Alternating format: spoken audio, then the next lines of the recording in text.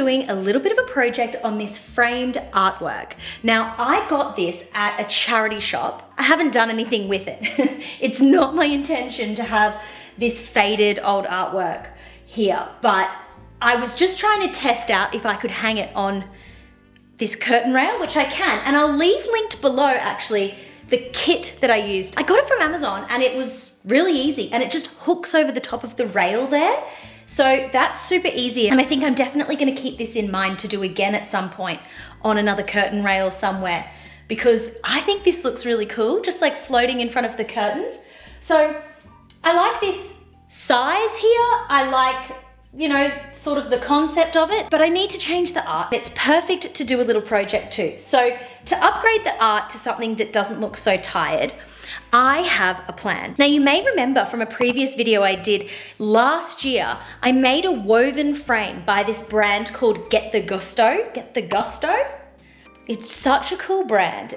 Everything on their Instagram is just so cool.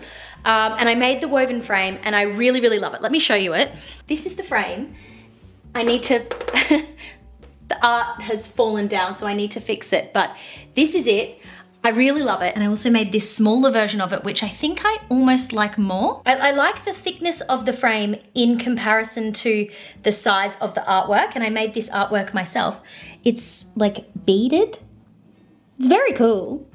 I really like it. It was just meant to be a little test, but I ended up loving it so much I've hung it here in the kitchen. So anyway, that same brand that makes the woven frame that I was copying also makes a bunch of other cool things. And one thing I really enjoy is this like paper mache leaf art. In the version of it that they have on their website, the frame and everything is made of paper or cardboard or something like that. I'm gonna do my own version of it, where I wanna keep it in a real frame like this here. And I wanna keep the mat, although I think I'm gonna paint it. And then I wanna have the paper kind of leaf art coming out of it. So this actually has a glass or maybe acrylic cover on it. I'm going to get rid of that because the cool part about this art that I really like is that it's 3D. So the idea is that it's gonna look kind of rustic, very handmade, bit crafty, bit kooky, all the things that I really like. And hopefully, if I do it well, it will look like some white leaves coming out of the frame.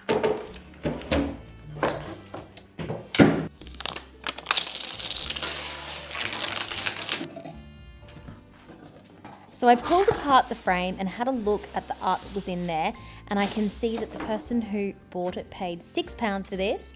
And while it did seem to be framed in a really high quality way, it's just faded. There is no future for this piece of art. So I just started painting over it with white acrylic paint just to get a good base. I did need to do a few coats of this though. So while the paint was drying, I got some A3 printer paper, literally just basic printer paper, and I realized that it's probably the right size to get this, because when you look at the original, you want it to be just hanging over the edge a little bit. So you don't want it to be too big, but you don't want it to be too small. So I thought this size was just pretty much perfect for what I needed. So I just freehanded my own leaf shape and ended up using it as a template then to cut a couple of sheets at the same time, just to make it a little bit easier.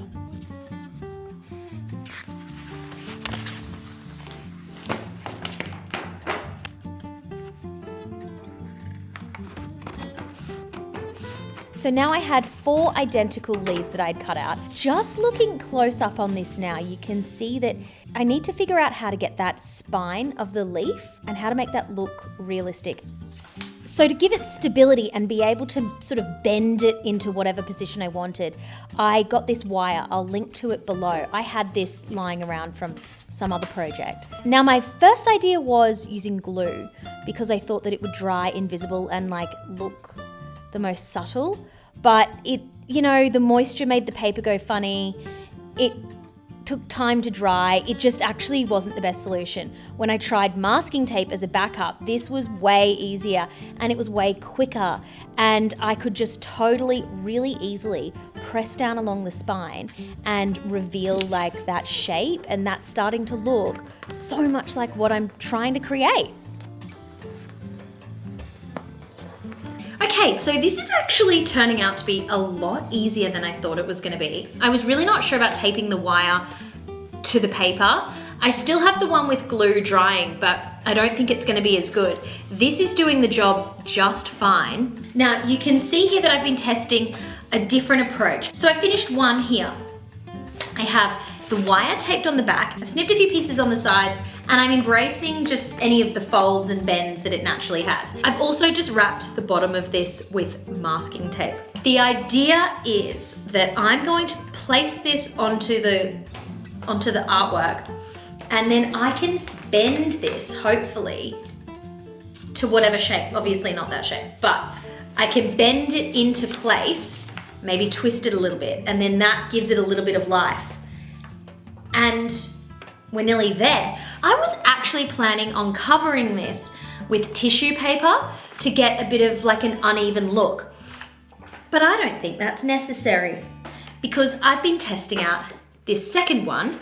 So I've done the wire again with the masking tape. And my hope is that I might paint this all so it has that painted finish. But this is gonna be the back of it. I suppose what I could do actually, if I really want to make this so that when it's bent, if you were to look from the top, which you wouldn't really, but just for completeness, maybe I could put a matching one here. Maybe I do that. So I could glue one here and then you can't see the masking tape at all. That's probably what I should do. I think I want 4 or 5 leaves, probably 5.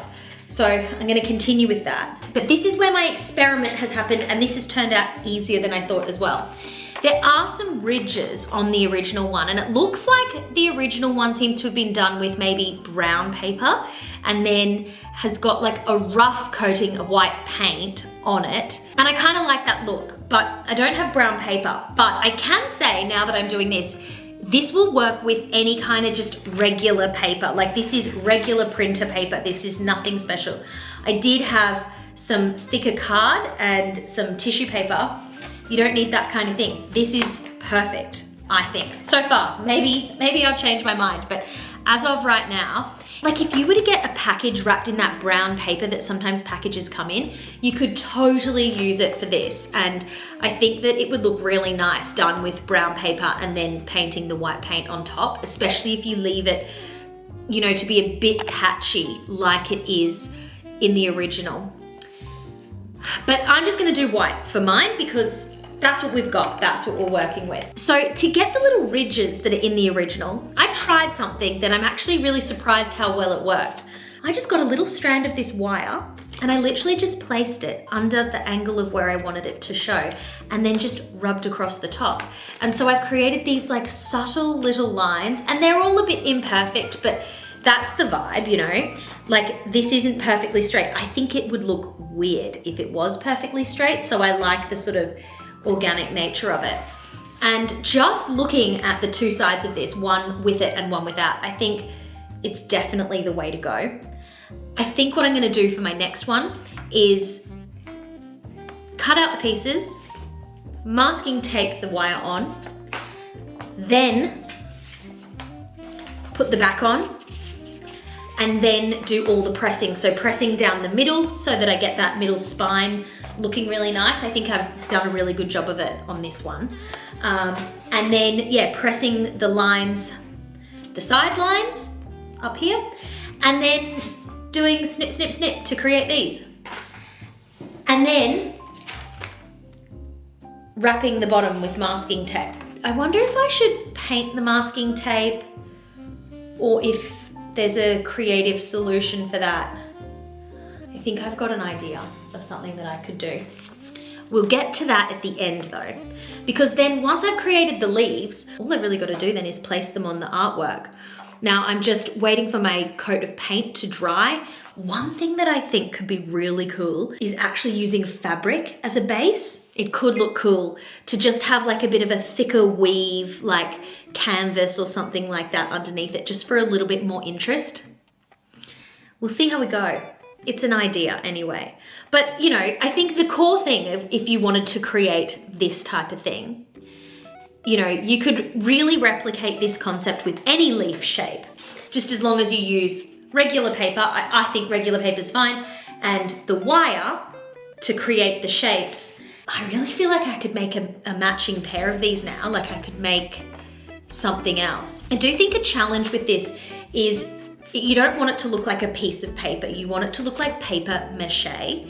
And that's where the tissue paper idea was coming in for me, because I thought that I could get it a little bit wet and make it a little bit crinkly and kind of create that paper mache effect. But I'm hoping that by the time I kind of rub all this in and bend it around and all of those things, and then I paint it, which will soften it to another level, and then it will kind of dry, I'm hoping that all of those things are enough to just make this look like a worn out leaf rather than a piece of printer paper that I pulled out of the cupboard this morning, which is what it is. So yeah, so it's time to create a few more leaves. And because this masking tape at the back was annoying me, I decided to try doing a little bit of glue on the back and then putting a matching leaf on top of it, with the idea that then there won't be a side that has this visible masking tape line. Now, to be honest with you, I regret doing this because just the glue, like, it was the wrong glue. If I had like a normal sort of glue stick, it might have worked. But see how it just made the paper like a little bit bumpy? It also made it thicker, so then it was harder to like get the impressions of the lines from the wire in. So even though I'd come up with this like good way to achieve that look, I kind of lost it in this part. So I went on with it because that's how I made them and we were this far gone. But my tip would be, let it go. Let the masking tape side exist, you know, at the back. Like, no one's looking at the back of things like that. And if they are, they're a curious individual who wants to know how it was made, and they deserve to know the answers, you know?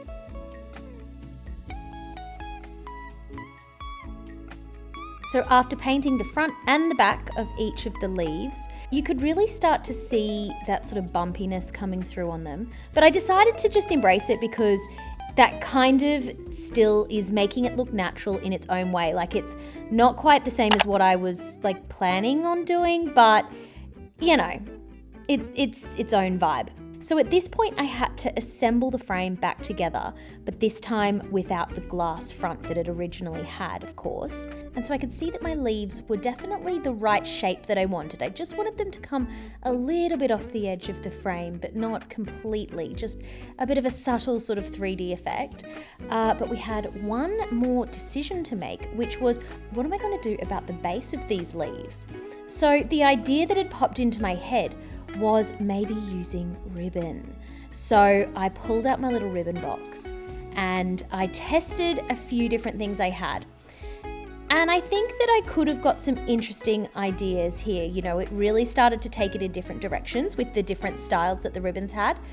But I didn't end up choosing any of them because I just didn't think I had enough of any of the ones that I liked the look of. So in the end, I used some of this straw, which was the same stuff that I used to make that woven frame. It's all coming full circle. So once that was done, I fiddled around with the placement of the leaves and I focused on getting that base of where they were all sort of tangled together at the bottom.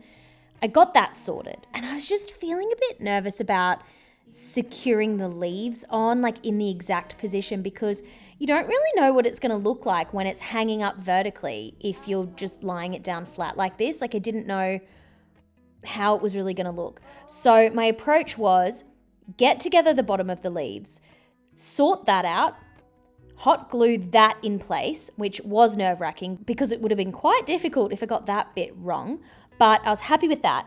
And then my approach was, let's hang it and use the hot glue gun to attach the leaves in their final place when it's hanging vertically. And I think that was a sensible decision. I follow honey golden,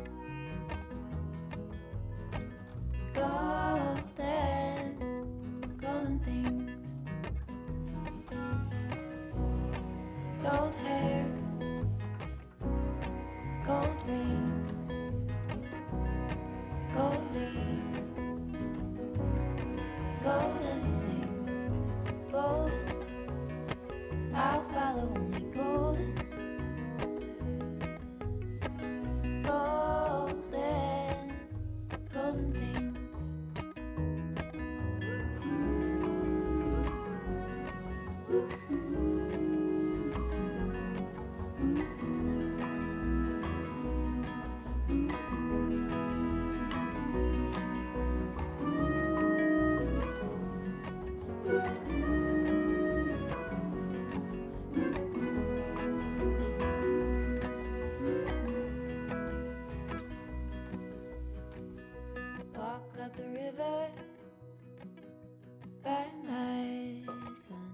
I'm so happy with how this turned out, and I think hanging this in front of this curtain just really adds to the interest, I think, of the artwork. So I hope you've enjoyed watching this video. Make sure you subscribe if you want to see more, and I'll see you in the next video.